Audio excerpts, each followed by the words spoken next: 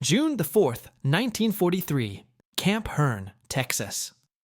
The spoon trembled in Unteroffizier Wilhelm Hoffmann's hand as he stared at the impossible meal before him. Beef stew with actual chunks of meat larger than his entire weekly ration in the Afrika Korps. Fresh vegetables that weren't rotting. White bread that contained wheat instead of sawdust. And beside it all, a glass of cold milk that seemed to glow in the Texas afternoon sun. "This cannot be real," he wrote in a letter that would reach his mother in bombed-out Hamburg 6 months later. "They are showing us propaganda food. Tomorrow we will get turnip water like everyone else." Around him, 1,250 German prisoners of war from Rommel's defeated Afrika Korps sat in equal disbelief in the mess hall that had been constructed in just 90 days. Men who had survived on 200 grams of sawdust-filled bread and watery soup made from fodder beets now faced portions that would have fed an entire Wehrmacht squad for 3 days. The clatter of forks on metal trays had stopped. Some men were crying. Others sat frozen, unable to reconcile the abundance before them with 3 years of Nazi propaganda about a starving, collapsing America. What these soldiers didn't understand was that they were witnessing the agricultural and industrial might of a nation that produced more food than it could consume, even while feeding 12 million men under arms and shipping 17 million tons of food aid to its allies. The transformation that would begin with this first meal would ultimately demolish every assumption they held about American weakness, German superiority, and the inevitable triumph of the Third Reich. To understand the psychological impact of American abundance, one must first comprehend the depths of deprivation from which these soldiers emerged. By 1943, the German ration system had deteriorated into a complex hierarchy of hunger. Civilians in Germany received 1,700 calories daily if they were lucky. Soldiers in the field were promised 3,600 calories, but rarely received half that amount. In North Africa, where most of the first POWs were captured, the situation had become desperate. Feldwebel Müller, captured with the 21st Panzer Division in Tunisia, kept a diary that survived in his family's possession. His last entry before capture read, May 11th, 1943. Division meal today, 150 grams black bread, mostly sawdust. 15 grams margarine. Rancid soup made from 1 potato and desert weeds. The Italians have nothing. We are eating our horses. The Afrika Korps, once the pride of the Wehrmacht, had been reduced to skeletal shadows by the time of surrender. Rommel himself had complained repeatedly to Berlin about the impossible supply situation. Ships carrying food were sunk by Allied aircraft and submarines. What little arrived was often spoiled by heat. By early 1943, German soldiers in North Africa were suffering from scurvy, beriberi, and protein deficiency diseases that Wehrmacht medical officers hadn't seen since World War I. Oberleutnant Friedrich Bauer, a medical officer captured at Kasserine Pass, documented the deterioration. The men's gums bled constantly from scurvy. Night blindness from vitamin A deficiency affected 30% of the troops. Edema from protein starvation swelled their legs. We had become an army of walking skeletons. The surrender in Tunisia on May 13, 1943, brought 275,000 Axis soldiers into Allied captivity. Among them were the elite of the German military, veterans who had conquered France, driven the British back to El Alamein, and believed absolutely in German racial superiority and American decadence. The first shock came immediately at the temporary collection points in North Africa. American quartermasters distributed C rations and K rations to the prisoners.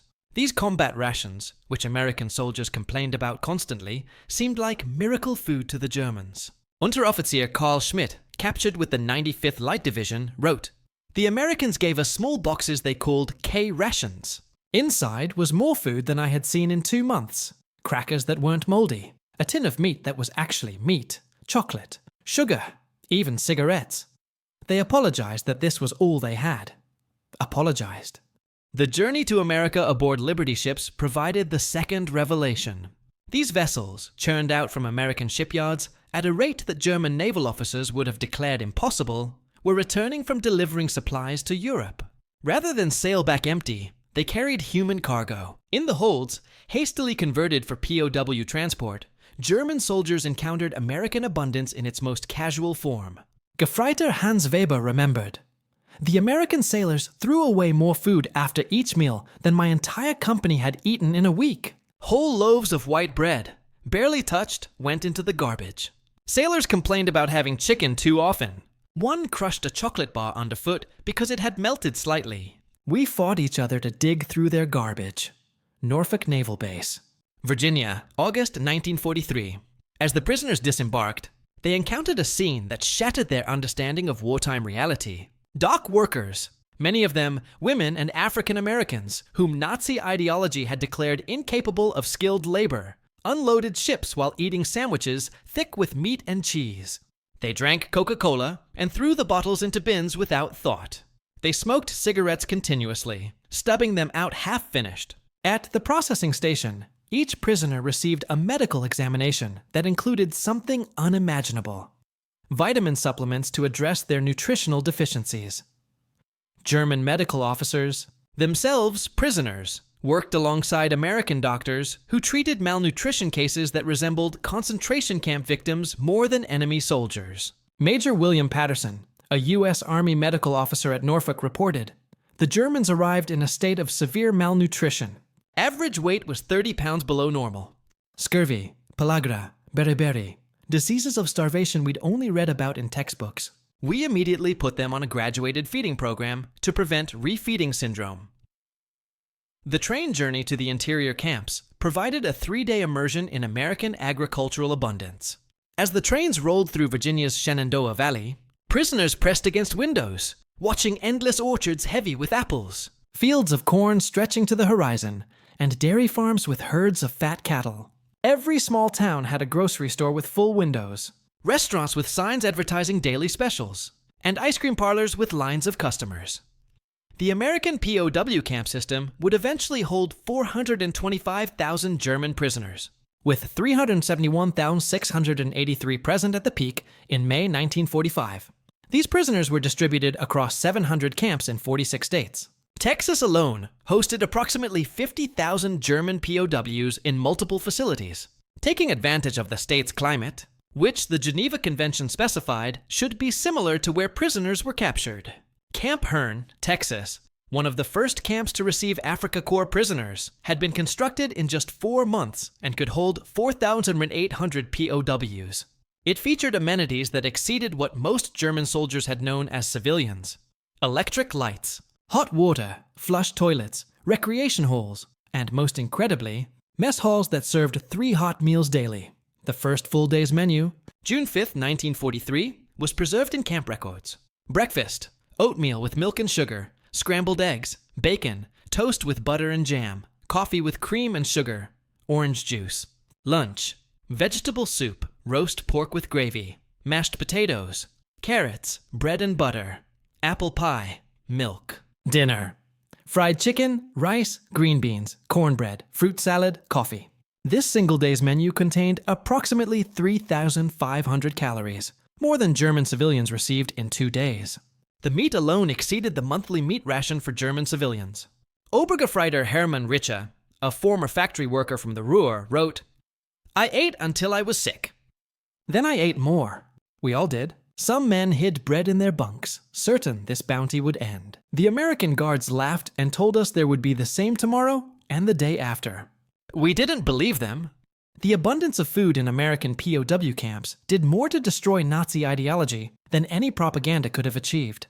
These soldiers had been told that America was weak, divided, and on the verge of collapse. Yet, here they were being fed better than Wehrmacht officers, while America simultaneously fought a 2-front war. The camp canteen became a window into American consumer culture.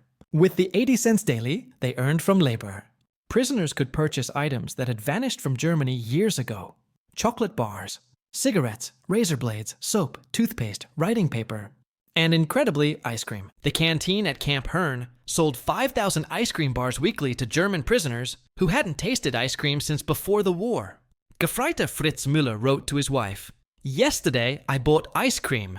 Ice cream. In Germany, even party officials cannot get ice cream, but here enemy prisoners buy it for 5 cents. The Americans have so much cocoa, they feed it to prisoners." The therapeutic feeding program for malnourished prisoners revealed American medical abundance. Prisoners received vitamin injections, nutritional supplements, and specialized diets to address deficiency diseases. The camp hospitals had more medical supplies than most German field hospitals. Penicillin, that miracle drug that Germany couldn't produce, was used freely on prisoner infections. Dr. Heinrich Schmidt, a captured Wehrmacht medical officer, wrote, "They gave us vitamins in bottles, hundreds of pills, like candy. In Germany, we had no vitamins for our own wounded. Here, enemy prisoners received better medical care than German civilians could dream of." By October 1943, labor shortages led to POWs working on American farms and in food processing facilities. This exposure to American agricultural and industrial food production completed their ideological demolition. At a cotton gin outside Houston, prisoners witnessed mechanical harvesting that defied comprehension. A single picking machine did the work of 50 men. The gin processed more cotton in a day than German textile mills saw in a month. But it was the casual abundance that truly stunned them. Field workers, including African-American laborers, whom Nazi ideology had declared subhuman, ate lunches that would have been feasts in Germany. Thick sandwiches of beef or ham, whole apples, slices of pie, and thermoses of coffee with real cream. They threw away half-eaten food without thought. Unteroffizier Johann Kellner, working on a farm near Jackson, Mississippi, wrote, "The Negro workers eat meat every day, white bread, fruit. One threw away a whole apple because it had a small bruise. In Germany, people would fight over that apple." At a Del Monte processing plant in California, prisoners saw trainloads of peaches turned into canned fruit, technology that didn't exist in Germany. The plant processed more fruit in a single day than Germany imported in a year. Workers drank orange juice like water. Damaged fruit that would have been treasured in Germany was dumped by the ton. Nothing shocked German POWs more than American meat consumption. In Germany, civilians received 250 grams of meat weekly when available. German soldiers were supposed to receive 150 grams daily, but rarely did. In American POW camps, prisoners received meat 2 or 3 times daily. The quality astounded them even more than the quantity. Not horse meat, not mysterious canned substances labeled meat, but recognizable cuts of beef, pork, and chicken. Camp Shelby in Mississippi, which housed 5,300 German POWs at its peak, went through 14,000 pounds of meat weekly. The butcher shop cut steaks, ground hamburger, and prepared roasts with a casualness that seemed almost obscene to men who had seen their families slowly starve. Obergefreiter Paul Fischer wrote, "Today for Sunday dinner, we had roast beef, a slab as thick as my thumb." The Americans complained it was tough. In Germany, this would be wedding feast meat. "My children have never seen such meat." The prisoners working at Swift & Company's meatpacking plant in Fort Worth witnessed the full scale of American meat production. The plant processed 5,000 cattle daily. Workers took home packages of beef that would have cost a German laborer a month's wages. "The waste was magnificent," wrote Hauptmann Kurt Zimmermann. They discarded meat for having too much fat that would have been a treasure in Germany. One plant produced more meat in a week than Bavaria sees in a year. German POWs had subsisted for years on preserved vegetables, sauerkraut, pickled beets, dried legumes. Fresh fruit had become a memory, available only to the party elite. In American camps, fresh produce arrived daily. The psychological impact of fresh oranges at breakfast cannot be overstated. Oranges!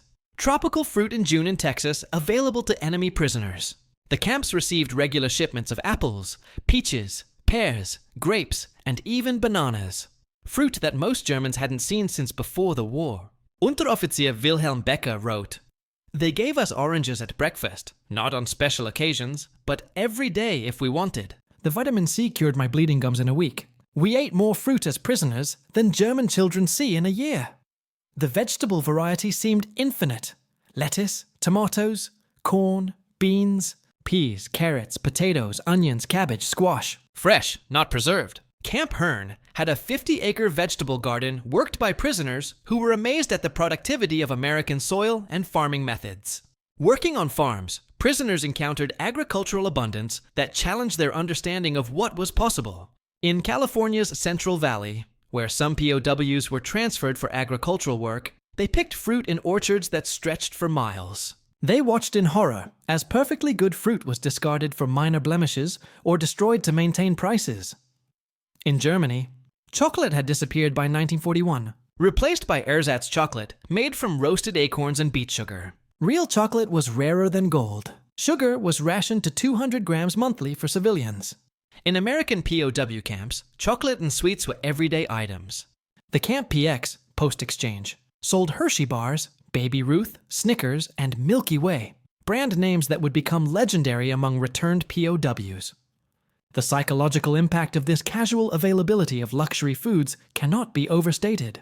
Obergefreiter Kurt Wagner wrote, "I bought 5 chocolate bars with 1 day's wages." In Germany, all the money in the world cannot buy 1 real chocolate bar. What kind of wealth allows enemies to buy chocolate daily? The camp kitchens baked desserts daily. Pies, cakes, cookies, puddings. Sugar was used liberally in coffee, on cereal, and in desserts.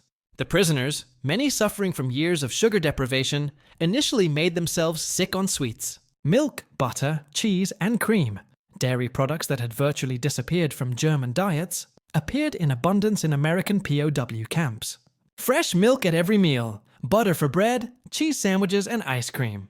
The calcium and protein from dairy products rapidly improved the prisoners' health.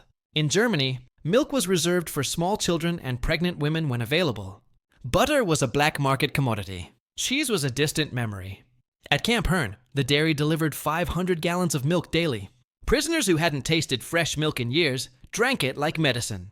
Unteroffizier Franz Weber wrote, "I drank a full glass of cold milk today. Real milk, not powdered, not condensed. It tasted like peace, like childhood, like everything we had lost." German coffee by 1943 was made from roasted barley, acorns, or chicory, bitter substitutes that bore no resemblance to real coffee. In American POW camps, real coffee flowed like water. The psychological impact of unlimited coffee cannot be understated for a culture that had prized coffee as central to social life. The smell of brewing coffee in the morning, the casual refills at every meal, the ability to drink coffee with real cream and sugar. These small luxuries delivered devastating blows to Nazi propaganda. Hauptmann Friedrich Timmer wrote, "The Americans drink coffee all day long. Real coffee from Brazil with cream and sugar. In Germany, my mother stretches 50 grams of ersatz coffee for a week." Bread, a fundamental staple of the German diet, became another lesson in American abundance. German bread by 1943 was a dark, heavy mixture of rye, potato flour, and sawdust, rationed to 2,000 grams weekly for manual laborers. It often arrived moldy. In American POW camps, fresh white bread appeared at every meal. The camp bakery at Camp Shelby produced 10,000 loaves weekly, soft white wheat bread that Germans associated with luxury. Prisoners could eat as much as they wanted. Gefreiter Paul Schmidt wrote, "White bread, soft as cake, fresh every day. We can take as many slices as we want." In Germany, people are killed for stealing bread. As prisoners were allowed to write home, their letters became vehicles of devastating truth that German censors struggled to suppress. How could they explain to families surviving on turnip soup that they, as prisoners, were eating meat 3 times a day? Many prisoners initially lied in their letters, unable to burden their starving families with the truth. Others sent their entire earnings home to buy food on the black market, knowing that their monthly wages could purchase what their families couldn't obtain with ration cards. Unteroffizier Karl Hoffmann's letter to his wife, intercepted by German censors, read, "My beloved Greta, I am well fed here. Do not worry about me. The Americans have more food than they know what to do with. I understand now why they fight. They are protecting paradise." What stunned German POWs, even more than abundance, was American flexibility in accommodating dietary needs. Prisoners with medical conditions received special diets. Diabetics got sugar-free meals. Those with ulcers received bland diets. This individualized care for enemy prisoners exceeded what German hospitals could provide for their own wounded. The Americans even attempted to provide culturally familiar foods. They procured rye flour for dark bread, sauerkraut, and other German preferences. This respect for individual dietary needs contradicted everything about Nazi collectivism. Dr. Wilhelm Braun, senior German medical officer at Camp Shelby, wrote, "The Americans spend more effort accommodating the dietary needs of enemy prisoners than the Wehrmacht spends feeding its own soldiers." As more prisoners worked on American farms, they received an education in agricultural productivity that would reshape post-war Germany. They learned about crop rotation, chemical fertilizers, mechanized farming, and irrigation. They saw yields that German agriculture couldn't achieve even in peacetime. Working on a wheat farm in Kansas, Obergefreiter Hermann Weber discovered that a single American farmer with machinery could farm 640 acres, land that would require an entire German village to work. The combine harvester could process 100 acres of wheat daily. The American farmer I worked for produced more food than my entire district in Bavaria, Weber wrote. He did it with machines, chemicals, and scientific methods we had never seen. November 25, 1943, brought another psychological shock: Thanksgiving dinner. The prisoners had no context for this American holiday, but they understood abundance when they saw it. The meal served at Camp Hearn that day: roast turkey with stuffing, mashed potatoes with gravy, sweet potatoes with marshmallows, green bean casserole, cranberry sauce, rolls with butter, pumpkin pie, apple pie, coffee, and milk. Each prisoner received portions that would have fed a German family for a week. The turkey alone exceeded monthly German meat rations. Feldwebel Kurt Zimmermann wrote, "The Americans celebrated a holiday by feeding enemy prisoners like nobility. If every American family was eating the same meal, America is not a country, but a paradise." Prisoners working in American canning factories witnessed food preservation on an industrial scale that Germany couldn't match. At the Campbell Soup Factory in Camden, New Jersey, they watched the plant produce 10 million cans of soup annually. The assembly lines ran continuously, filling cans with meat and vegetables that German factories couldn't obtain. The technology astounded them: automated peeling machines, continuous cookers, and vacuum sealers. But more shocking was the quality control. Cans with slight dents were rejected. The waste stream from imperfect products exceeded Germany's total food production. Unteroffizier Fritz Müller wrote, "They rejected whole pallets of canned goods for having labels printed slightly off-center. Perfect food discarded for cosmetic flaws." Ice cream emerged as the ultimate symbol of American excess. In Germany, ice cream had been a rare pre-war luxury, impossible during wartime. In American POW camps, ice cream was routine. Camp Shelby had an ice cream machine that produced 50 gallons daily during the summer. Prisoners could buy ice cream bars, cones, and cups at the canteen. The idea that enemies were fed ice cream while German children had never tasted it proved emotionally devastating. Obergefreiter Hans Meyer wrote, "I ate chocolate ice cream today." In Germany, this would be unimaginable even for the wealthy. Here, prisoners of war buy it for pocket change. The transformation in prisoners' health through proper nutrition was documented meticulously by American medical officers. Within 3 months of arrival, the average prisoner gained 25 to 30 pounds. Scurvy disappeared. Night blindness resolved. Protein edema subsided. Major Robert Harrison, chief medical officer at Camp Shelby, reported, "The Germans arrived resembling concentration camp victims, emaciated, diseased, mentally affected by starvation. 3 months of proper nutrition transformed them into healthy young men. The prisoners themselves could hardly believe their physical transformation. Muscles returned, energy increased, and mental fog from malnutrition lifted. They looked in mirrors and saw themselves as they had been before the war. As their health improved and their bellies filled, many prisoners experienced crushing guilt about their families' suffering. How could they enjoy 3 meals a day while their children starved?" The truth that American enemies fed them better than Germany fed its own people was too painful to share. Unteroffizier Paul Fischer's unsent letter, found after the war, read, "My dear wife, I cannot tell you the truth. I eat meat every day while you starve. I am safe while you are bombed. The Americans treat me better than our own government treats you." Christmas 1943 delivered another psychological blow. American church groups, civic organizations, and the Red Cross sent 500,000 Christmas packages to German POWs. Each contained chocolates, cookies, canned goods, cigarettes, and toiletries. Local communities added homemade goods, knitted scarves, hand-drawn cards, and cookies baked by church ladies. The packages were distributed without regard to rank or political affiliation. This egalitarian generosity from enemies whose families were fighting and dying in Europe shattered the last remnants of Nazi racial theory. Hauptmann Werner Kleiner wrote, "American civilians whose sons we were trying to kill months ago sent us Christmas gifts. Churches prayed for us.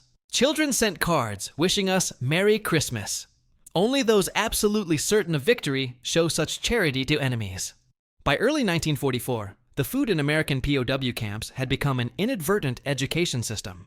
Prisoners learned about nutrition, vitamins, balanced diets, and food safety. They discovered that adequate nutrition improved not just health, but productivity, mood, and mental clarity. The camp libraries stocked American agricultural journals and cookbooks. Prisoners studied American farming methods, food processing, and nutritional science.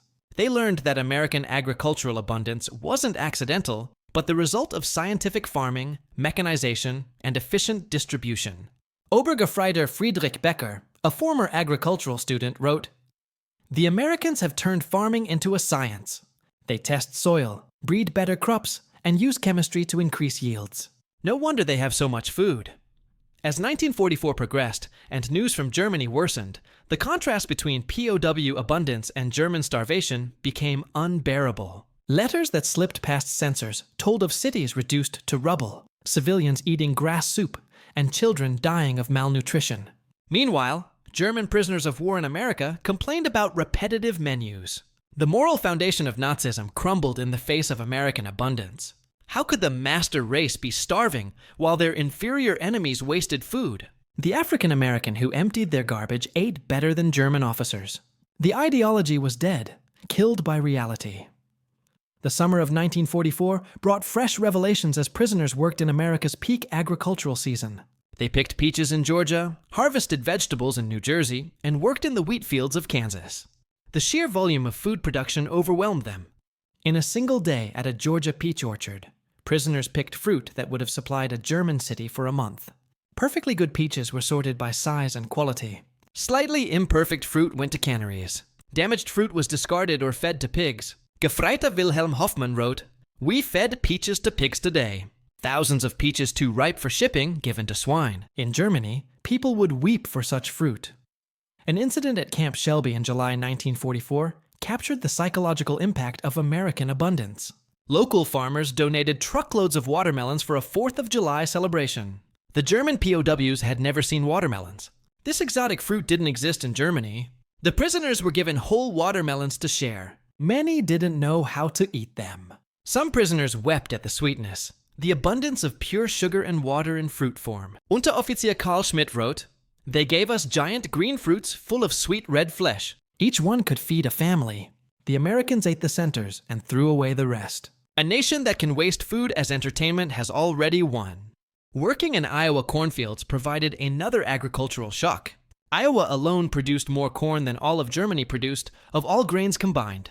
But most shocking, the majority went to feeding animals, not humans. The concept of growing food to feed to animals to produce meat was a luxury Germany couldn't afford. In America, prime cropland was dedicated to producing animal feed, demonstrating a level of agricultural abundance that seemed impossible. Feldwebel Hermann Fischer wrote, "The farmer explained that corn was mainly for pigs and cattle. They grow food to feed to animals to make meat. The Americans have so much grain, they can afford to convert it to meat." At a sugar beet processing plant in Colorado, German POWs witnessed sugar production that defied belief.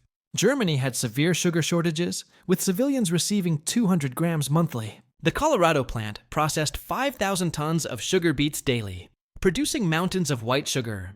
Workers at the plant received 50-pound bags of sugar as partial payment. They used sugar liberally in coffee, on cereal, and in baking. The casual consumption of pure sugar by ordinary workers provided another devastating comparison. Obergefreiter Paul Weber wrote, "I watched a worker pour half a cup of sugar into his coffee. This was 2 months of German sugar rations dissolved into 1 cup of coffee." German POWs working at Gulf Coast. Ports witnessed American fishing fleets, bringing in catches that dwarfed the German fishing industry's output. Shrimp boats dumped tons of bycatch, perfectly edible fish thrown away because they weren't the target species. At Galveston, prisoners watched shrimpers throw away more fish in a day than German fishing fleets caught in a week. The concept of discarding food because it wasn't the preferred type was incomprehensible. Gefreiter Hans Müller wrote, "They threw tons of fish back into the sea because they were the wrong kind."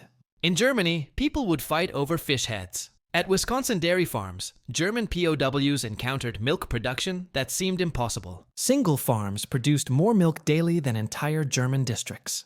The technology, mechanical milkers, refrigerated tanks, pasteurization equipment, was decades ahead of German farming. Most shocking was the casual waste. Milk that wasn't perfectly fresh was dumped.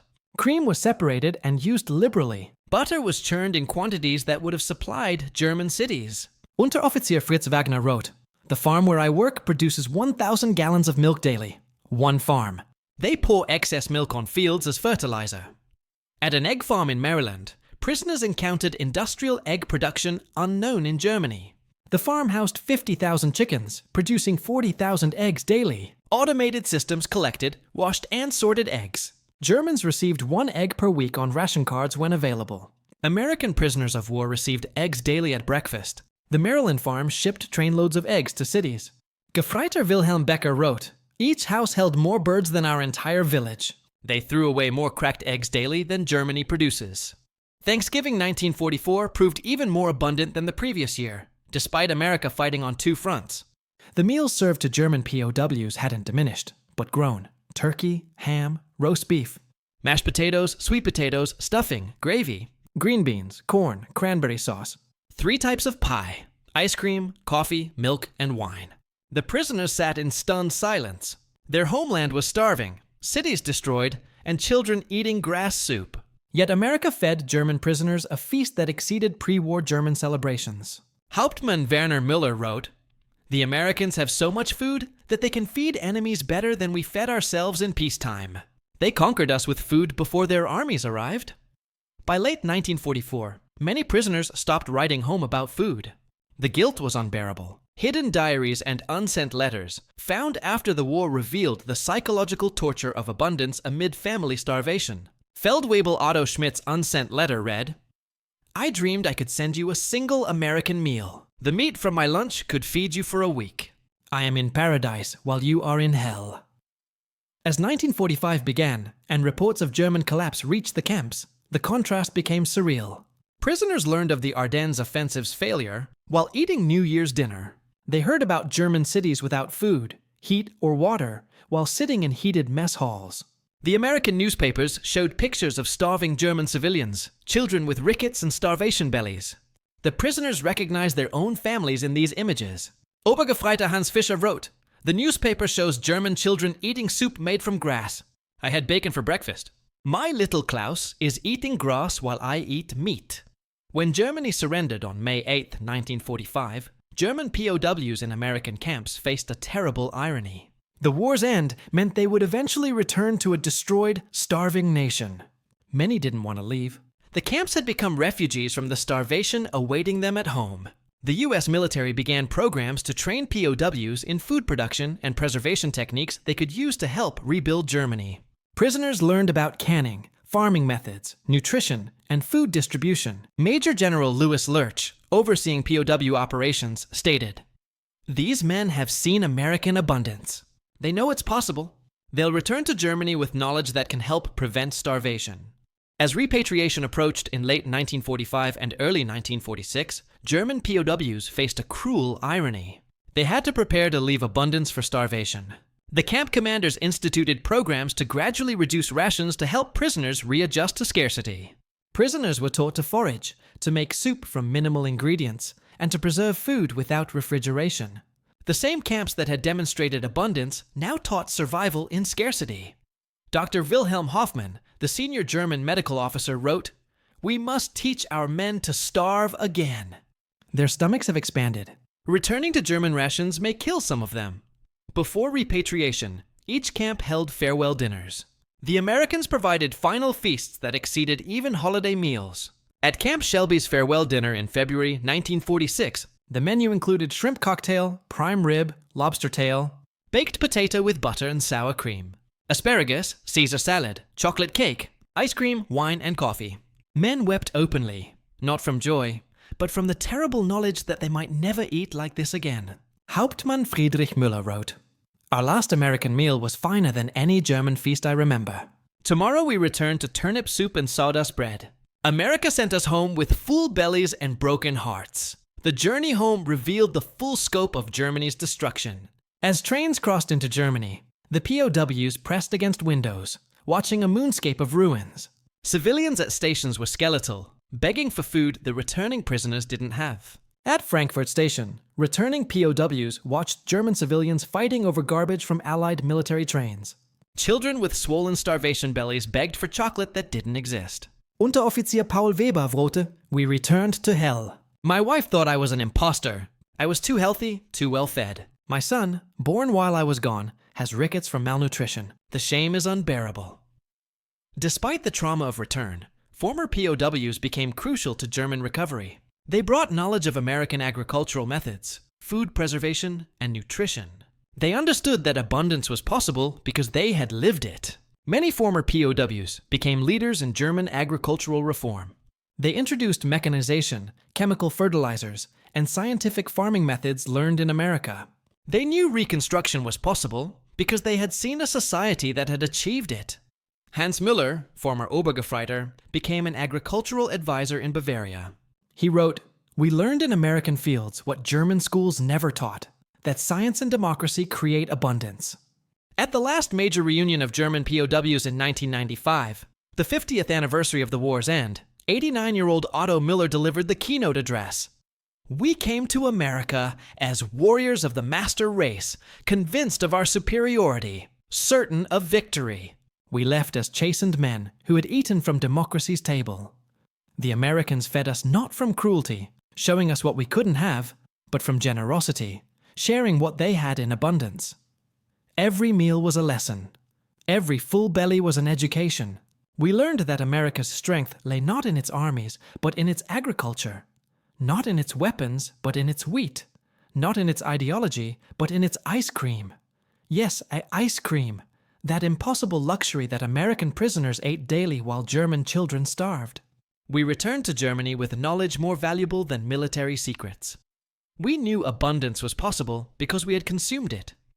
We knew democracy worked because we had digested its fruits. We knew peace was preferable to war because we had tasted both. To the Americans who fed us, "You conquered us with kindness. You defeated us with donuts. You converted us with coffee and cream. We who arrived as your enemies left as ambassadors of your abundance. The food you shared when we were prisoners became the foundation of our friendship as allies. Thank you for feeding us when we were hungry, for showing us mercy when we deserved judgment, for teaching us that strength lies not in taking, but in giving. We ate democracy, and it transformed us." The audience, American veterans, German veterans, their families, stood in ovation, united by the memory of when enemies became friends over food, when hatred dissolved in hospitality, and when war ended not with vengeance, but with vitamins. The story of German POWs and American food abundance stands as one of history's most remarkable examples of unintentional psychological warfare. Without planning or propaganda, America conquered its enemies through the simple act of feeding them well. The 425,000 German POWs who passed through American camps, with 371,683 present at the peak, experienced a collective transformation through consumption. They arrived as Nazi warriors and left as witnesses to democratic abundance. They came, believing in German superiority, and departed knowing American prosperity. They entered as enemies and exited as future allies. The food served in American POW camps did more than sustain life. It changed minds. Every generous portion undermined Nazi ideology. Every dessert demolished propaganda. Every glass of milk murdered the myth of American weakness. The prisoners were defeated not by deprivation, but by abundance, not by cruelty, but by kindness. In the end, America's greatest weapon was not the atomic bomb, but the apple pie. Not the Sherman tank, but the chocolate bar. Not the B-17 bomber, but the beefsteak. The German POWs were conquered by consumption, defeated by dessert, and vanquished by vegetables. They had expected to find a weak, divided nation on the verge of collapse. Instead, they discovered an agricultural colossus that could feed its enemies better than Germany could feed its own people. They witnessed the arsenal of democracy, but more importantly, they tasted the abundance of democracy. The transformation was complete and permanent. These men returned to Germany not as defeated enemies, but as converts to prosperity, advocates for abundance, missionaries of the possible. They had seen the future, and it was delicious. Their story reminds us that sometimes the greatest victories are won not on battlefields, but in mess halls. Not through destruction, but through generosity. Not by breaking bodies, but by filling bellies. The German POWs, who couldn't believe they were eating meat, fruit, and chocolate in American camps, learned that democracy's greatest strength was not its ability to destroy, but its capacity to create. Not its power to punish, but its ability to provide. They arrived hungry and left full, not just of food, but of new possibilities for what their nation could become. In their transformation lay the seeds of the Atlantic Alliance, the Marshall Plan, and the peaceful, prosperous Germany that would emerge from the rubble. The men who had marched for the Third Reich returned home as apostles of agriculture, prophets of prosperity, and witnesses to the power of a society that could turn enemies into friends through the simple, revolutionary act of sharing its abundance. They had tasted America, and they would never be the same.